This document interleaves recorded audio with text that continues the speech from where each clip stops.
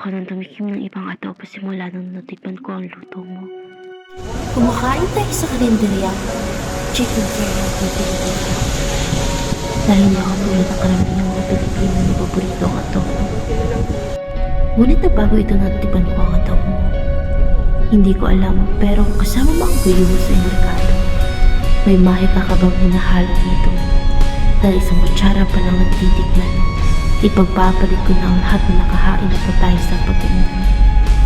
Siguro kung makakatikim ako ng luto ng iba, makukulangan ako sa lasa.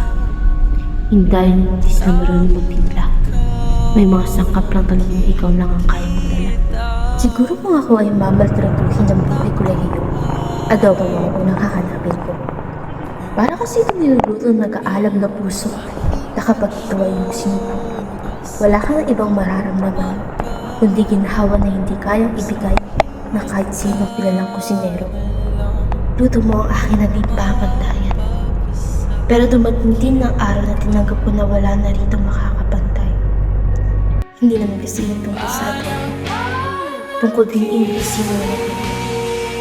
Kaya kung ako ay papapiliin, kung restaurant pa o ang tahanang ikaw ang nakatira, sinungaling ako kung sasabihin kong ipagpapalit ko ang mamahalin na pagkain sa adobo mong pinsa sa mga matatanisang paligid mo kaya sa mga.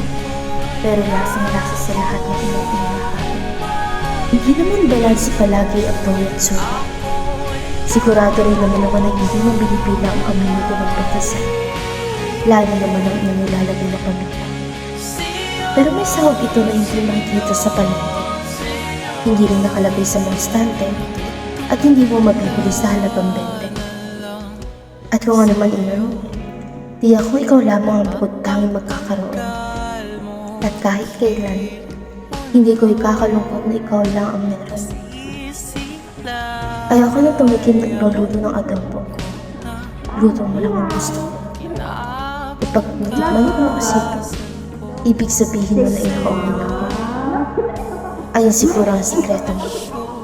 Ang tahanang hindi nabibili sa kahit anong merkado.